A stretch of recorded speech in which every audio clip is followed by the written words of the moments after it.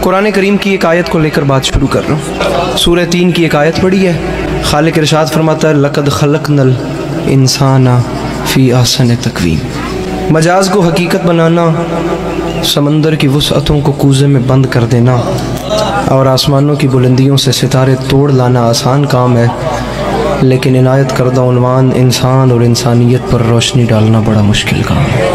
انسان خداوند عالم کی تخلیق کا وہ عجیب و غریب شاہکار ہے جسے خلق فرما کر خالق انسان نے، خالق لم یزل نے اتنے فخر سے ارشاد فرمایا کہ اس کے فخر کا عالم یہ تھا، زمانہ سن لے، انا خلقنا الانسان، اس انسان کو میں نے نہیں، اسے ہم نے خلق فرمایا۔ پھر ہم نے اس انسان کو خلق فرما کر اس کے فانوس دماغ میں شمع عقل روشن کی اور پھر اختیارات کی قوت سے نوازا۔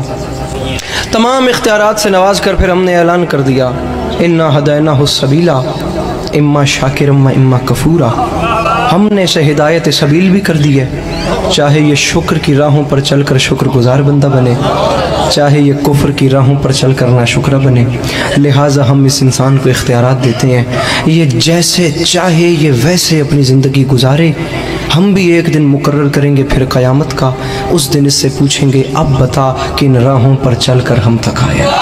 یہ حضرت انسان، یہ ماؤ تین کا مجموعہ، یہ آب و گل کا سنگم، یہ کچھ پانی اور کچھ مٹی کا پتلا، یہ زمین پہ جال بن کے بچھ گیا، یہ آسمانوں پہ کمندے ڈالنے لگا، زمین اس سے نہ بچی، پہاڑ اس سے نہ بچے، ہوا اس سے نہ بچی، فضا اس سے نہ بچی، سمندر کی ہیبت ناکی کو چیلنج کر کے اس نے اس کی موج سے موج ٹکرا دی، اس نے جو فلک پر اڑتے ہوئے طائروں کو زمین پہ بسمل کر کے پھینک دیا، اس نے حباب کے دل توڑ دیے، اس نے آب رواں کی چادر تباہ کر دی، اس نے کارے دریا میں چھپے ہوئے صدف کو لا کر سطح آب پہ بے آبرو کر دیا، یہ لوہے کو آکاش پہ اڑا رہا ہے، یہ موتی کی آبرو کو بچا رہا ہے، یہ دانے کو دھرتی سے اٹھا رہا ہے، یہ ذرے کا جگر چیر کے اس میں سے ایٹم نکال رہا ہے، یہ زمین کو ناقابل رہائش سمجھ کر چاند ستاروں پہ ڈیرے ڈالنے جا رہا ہے۔ فرشتوں میں ایک ہلچل سی مچ گئی ہے جس میں جبرائیل ارشاد فرما رہا ہے فرشتوں ہوشیار، یہ جنت سے نکالا ہوا پھر واپس آ رہا ہے۔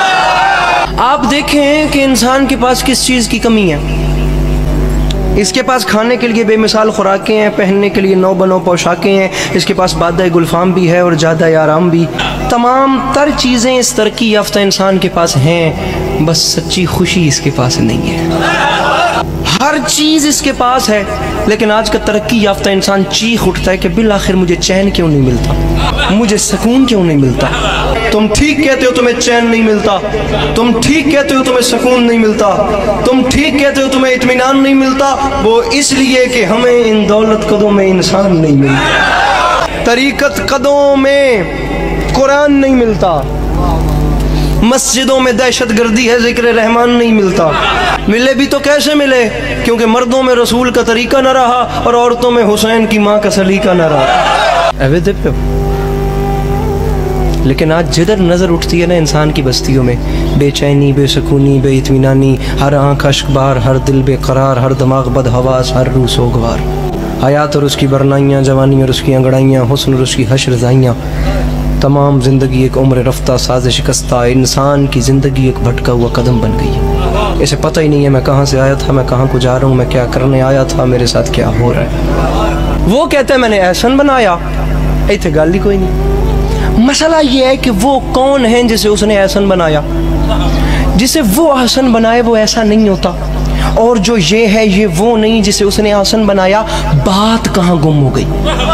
اگر ہم قرآن کریم کی اگلی آیت تلاوت کرتے تو یہ مسئلہ بھی ختم ہو جاتا۔ وہ خالق فرماتا ہے لقد خلقنا الانسان فی احسن تقویم، پھر فرماتا ہے ثم رددناہ اسفل سافلین، پہلے ہم نے آسن بنایا، پھر ثم رددناہ، پھر پلٹا کر اسفل سافلین، بدترین شکل میں پیش کیا۔ نہ اس کے اچھے ہونے کی کوئی حد ہے، نہ اس کے برے ہونے کی کوئی حد ہے۔ ہم تمہیں دنیا والوں دونوں صورتیں دکھاتے ہیں، یہ اچھا بھی بہت اچھا ہے، یہ برا بھی بہت برا ہے۔ خدا کی قسم جب یہ برا ہوتا ہے نا، جب یہ برا ہو جائے تو حیوان اس سے شرمانے لگتے ہیں، پرندے اس سے گھبرانے لگتے ہیں، جانور کو اس سے خوف آنے لگتا ہے۔ کھڑے ہو کے بندہ سوال کرے علی عباس عسکری بھائی انسان سے حیوان کیوں شرماتے ہیں؟ میں تجھے بتاؤں، انسان سے حیوان اس لیے شرماتے ہیں، شیر درندہ ہے لیکن شیروں کے لیے نہیں، چیتا صفاق ہے لیکن چیتوں کے لیے نہیں، بھیڑیا خون آشام ہے لیکن بھیڑیوں کے لیے نہیں، سانپ زہریلا ہے لیکن سانپوں کے لیے نہیں زہریلا۔ تو نے آج تک نہیں سنا ہوگا کہ سانپ نے سانپ کو ڈسا اور سانپ کے ڈسنے سے سانپ مر گیا۔ تمام دوسروں کے لیے زہریلے، خون آشام، اور خدا کی قسم یہ اس قسم کے وحشی ہیں، لیکن انسان جب اسفل السافلین اور بری منزل پہ آتا ہے تو اپنے ہی بھائی کا لہو پیتا ہے، یہ اپنے ہی بنی نو کی ہڈیاں چباتا ہے، یہ اپنے ہی گھر میں بیٹی جیسی رحمت کو زندہ دفن کر دیتا ہے۔ جب یہ برا ہو جائے تو اس کے برے ہونے کی کوئی حد نہیں، لیکن پھر خدا کی قسم تاریخ کہتی ہے جب یہ اچھا ہوتا ہے نا تو کبھی شہ سوار برق رفتار ہوتا ہے، کبھی انجم شکار ہوتا ہے، کبھی تہذیب کا دیوتا ہوتا ہے، کبھی ارتقاء کا پروردگار ہوتا ہے۔ بلند ہوتے ہوتے اتنا بلند ہو جاتا ہے یہ حضرت انسان کہ وہاں سے آگے وہ منزل آ جاتی ہے اس انسان کی بلندی کی کہ جہاں سے آگے جبرائیل کے پر جلے وہاں سے آگے اس کی نالین جاتی ہے، جہاں سے آگے جبرائیل کے پر جلے وہاں سے آگے اس کی نالین جاتی ہے۔ کبھی حیوان شرمانے لگتے ہیں، کبھی فرشتے سجدہ کرنے لگتے ہیں۔ احسن تقویم اور اسفل سافلین کو انسان دو ناموں میں تبدیل کر دیتا ہے۔ سمپل سی بات ہے، ایک کو یزید کہتے ہیں، دوسرے کو حسین کہتے ہیں۔